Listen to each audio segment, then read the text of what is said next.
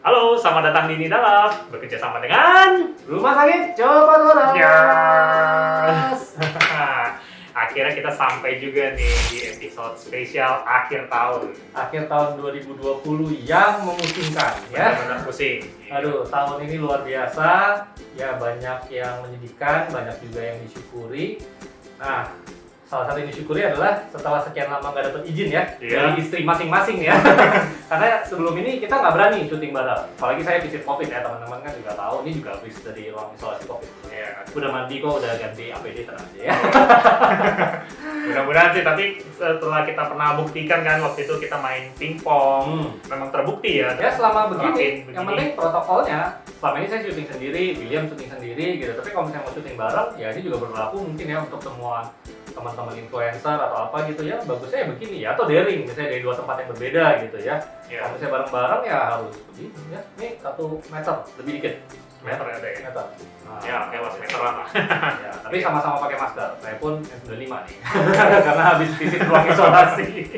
Oke, lanjut kita bahas yang Ya. akhir tahun ini spesialnya kita mau ngapain? Biasa kan akhir tahun kita mau respect gitu ya. Kita apa yang udah kita kerjain 1 tahun ini, mungkin cerita-cerita juga ide kenapa sih Rumah Sakit Cepat Waras ini ada, dan juga nanti apa harapan Dr. Aldo terhadap konten Rumah Sakit Cepat Waras ke depannya di tahun 2021. Nah, yang mungkin kita juga harus kasih tahu dan teman-teman mungkin bertanya-tanya kenapa Rumah Sakit Cepat Waras? Betul ya? Iya, kenapa Rumah Sakit Cepat Waras namanya kok agak nyeleneh gitu loh. Iya, ya. Kan konotasinya kayak orang sakit jiwa itu ya. Iya, kan saya dan nama rumah sakit yang waras-waras juga gitu, yang terkenal gitu. Betul, dan memang menangani orang sakit jiwa. Iya, perkenalan menangani orang sakit jiwa. Oke, ya jadi ini cerita sejarah berarti ya. Iya. Cerita sejarah ya. Jadi kami ini teman SMA.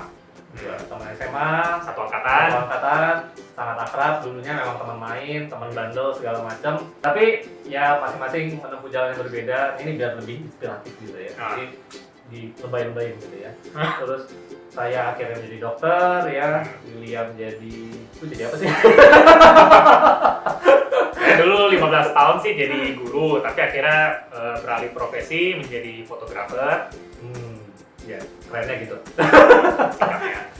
Terus udah lama nih nggak terlalu kontak-kontak bareng juga, tapi hubungan sih tetap baik gitu. Karena kan saya juga sibuk ya, apalagi semenjak masuk sekolah spesialis. Nah, dan teman-teman kan pasti tahu sekarang sistem kesehatan di negara kita ini utamanya banyak kan pakai BPJS, betul? Iya. Anda pengguna BPJS?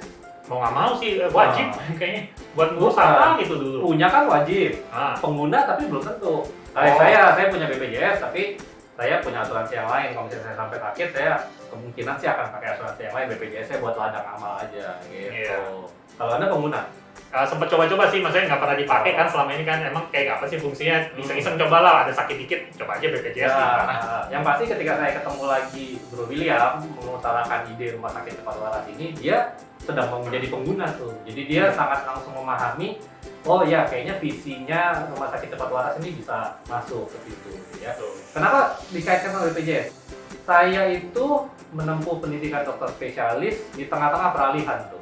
Orang kan mikirnya kalau dokter spesialis busnya waktu konsultasinya tuh panjang gitu ya. Namanya juga udah ke spesialis, pasti diharapkan diperiksanya tuh yang diteliti dengan ngobrolnya lebih lama gitu ya. Dan pasti dibayarnya juga tinggi lebih gitu mahal, kan ya, lebih mahal gitu kan sebelum ada BPJS nih ya, tanda kutip kan seperti itu. Tapi begitu masuk era BPJS dan saya menerima sistem baru BPJS itu di tengah-tengah masa pendidikan, memang kerasa sekali teman-teman perbedaannya. Jumlah pasien tuh langsung membludak benar-benar ya, karena bisa dibayangin orang-orang yang mulai dari yang punya biaya kesehatan sedikit sampai yang sama sekali nggak punya, semuanya jadi bisa berobat.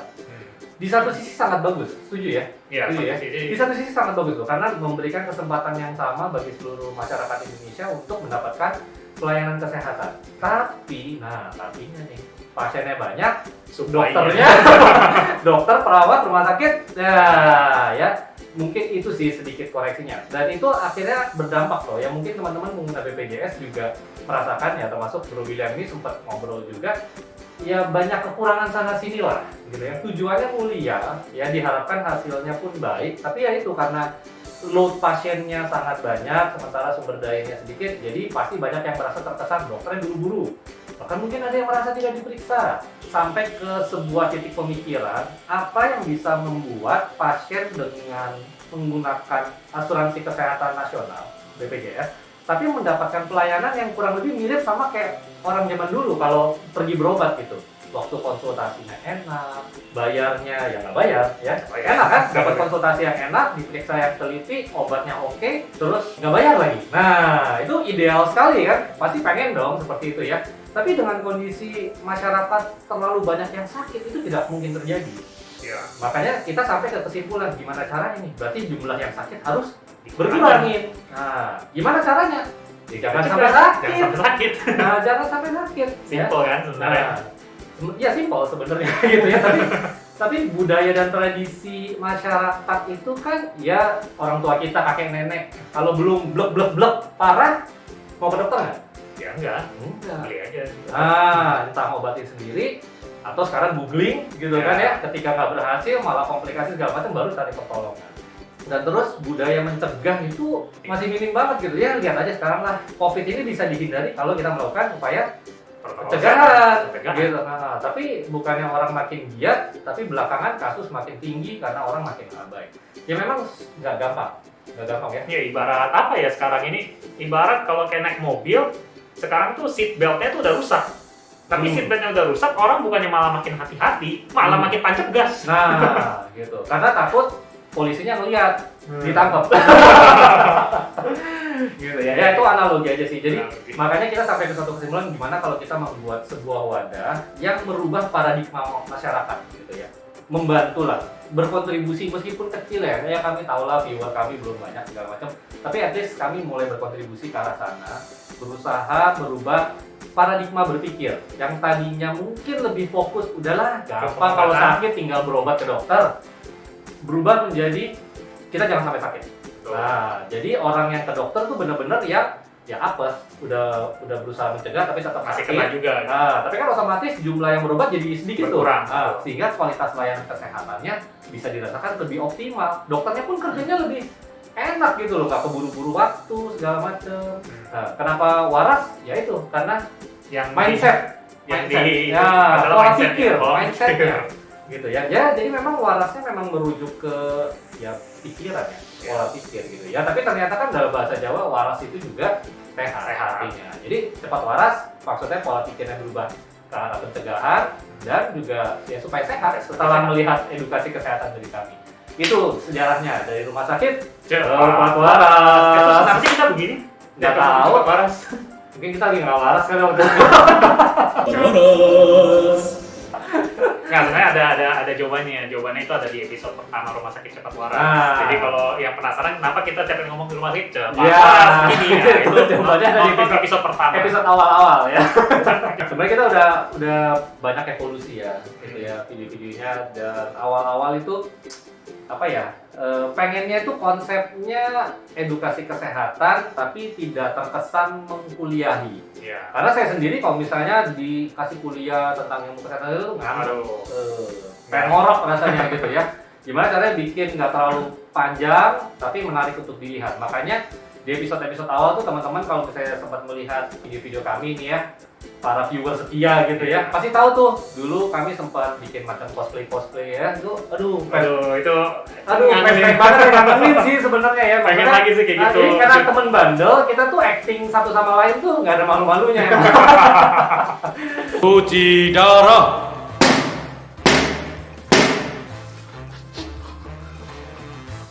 Ya, entah si William jadi dokter atau saya jadi dokter dia jadi pasien, pokoknya macam-macam lah di awal. Teman-teman pasti ada yang udah pernah ngeliat lah gitu ya.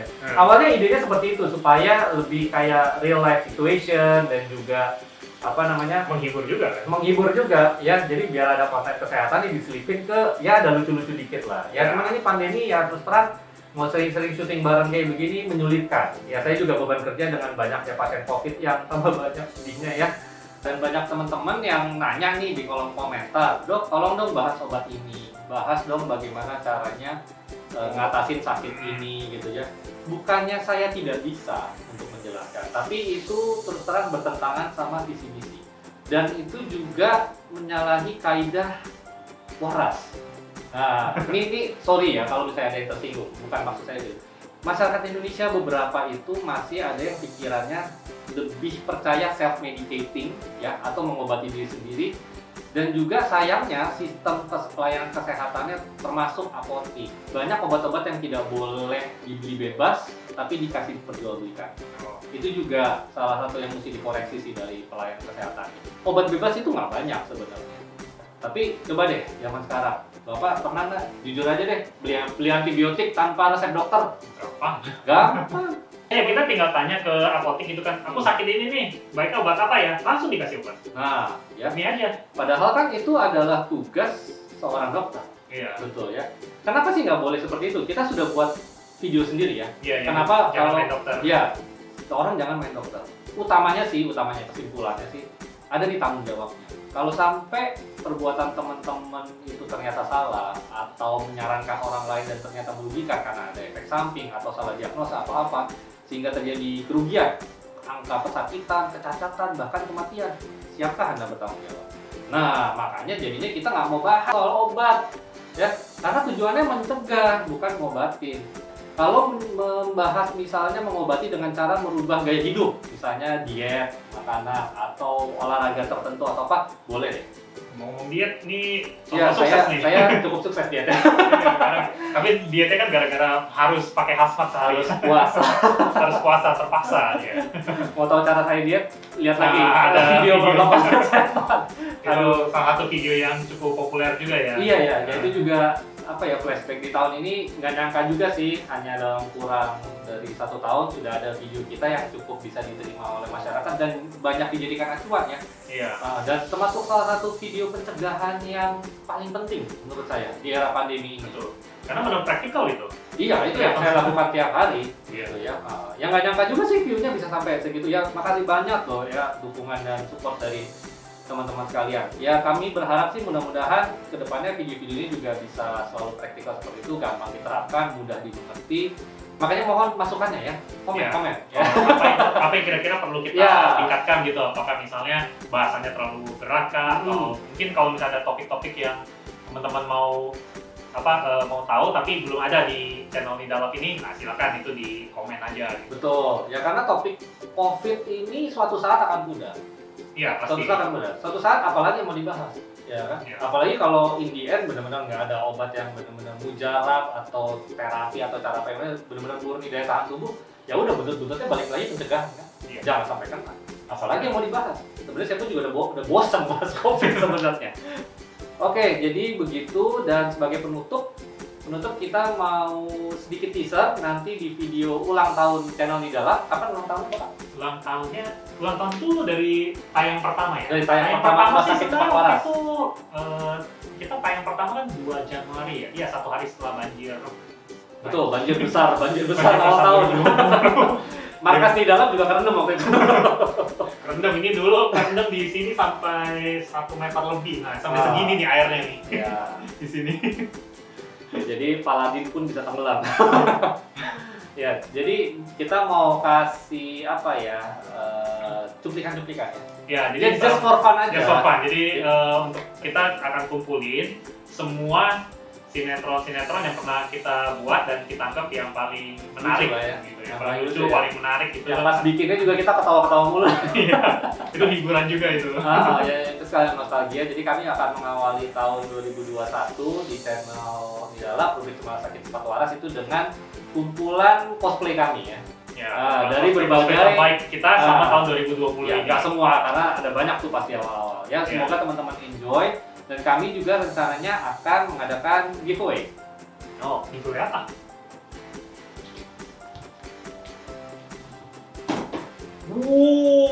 Wah, mantap. Jadi teman-teman tahu, saya juga ada rubrik dokter kolektor.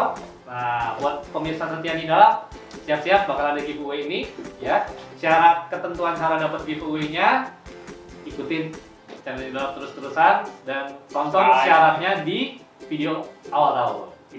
Video awal. Nanti cara untuk dapat ini ya, ini ada 2 figur dari CD Toys, Thanos dan Captain America ya. Gede ini? Good versus evil ya. Apa? Good versus evil. Oh iya. Ini ya kan? Ini ada sedikit testimoni dari 3 orang supporter setia channel Midalab. Yang masuk kategori supporter setia itu apa? Ya, yang aktif lah, yang komen, ikutin ikutin terus. Bahkan ada yang mempromosikan Iya, secara bantu. rutin ya. Iya, Bantu bantu promosi video itu kami. sangat ngebantu sekali Iya. sih. Ditaruh di IG story segala macam tanpa kami bayar ya. Tentunya. Ya mungkin ya kalau ada orang yang merasa terbantu kali ya dengan konten-konten kita, ya mungkin ada yang sampai segitu ya. Gitu ya. Ya terima kasih banget sih ya. Ini ada sedikit testimoni dari mereka. Dan akhir kata, saya Dr. Waras, Dr. Aldo. Saya siapa yang punya channel, William. Undur diri, semoga teman-teman selalu sehat, cepat waras, makin waras, Jadi menjadi sobat waras di channel Midalab. Oke, sampai jumpa di video ulang tahun Midalab awal tahun. Sukses terus dan salam sehat. Bye. Bye. Ketika Dr. Aldo menjelaskan bedanya antara rapid test dengan swab test. Sebenarnya saya masih bingung apa bedanya rapid test dengan swab test, walaupun saya sudah sering dengar dan baca informasi tentang kedua hal tersebut. Tapi begitu Dr. Aldo menjelaskan dengan analogi yang sangat sederhana dan bisa dimengerti, di situ saya menangkap apa sih poinnya dari kedua tes tersebut. Dan saya paling suka dengan video. Yang Dukun Sakti itu videonya menarik banget, edukatif, dan humornya dapat. Saya pernah kena COVID, sudah sembuh dari COVID. Saya paling suka video menceritakan tentang protokol kesehatan. Jadi dukun itu paling lucu sekali itu. Saya ngakak-ngakak, ketawa-ketawa terus itu. Waktu dokter peranin jadi pasien yang pakai anduk dan batuk-batuk, itu jujur itu menjiwai, cocok jadi pasien dan mendalami peran. Dukun ya yang harus pakai sarung, pakai kumis dengan gaya bicara yang beda sekali, dan saya hampir, maksudnya sama sekali tidak mengenali, dan saya coba identifikasi ini beneran Dr. Aldo atau bukan sih ya, tapi ternyata saya tidak bisa mengenali itu Dr. Aldo gitu. Lebih kreatif lagi channelnya supaya memberitakan tentang protokol kesehatan supaya COVID ini bisa tuntas tahun 2001, tidak ada lagi masalah COVID ini. Terima kasih. Harapannya untuk channel Midalab sendiri adalah tetap jadi channel yang edukatif untuk kita, terus channel yang ngasih banyak ilmu, terus yang kreatif. Harapannya juga semoga tahun depan ada 1 juta subscriber.